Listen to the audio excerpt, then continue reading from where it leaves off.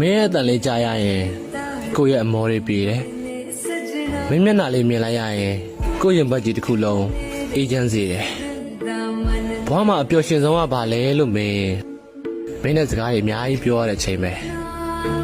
ကိုဝင်ခံပါတယ်ကိုချစ်ဖို့မင်းနေလောက်တဲ့အထိမင်းလေးကိုချစ်တယ်ဆိုတာသိစေချင်ပါတယ်အချစ်ရဲ့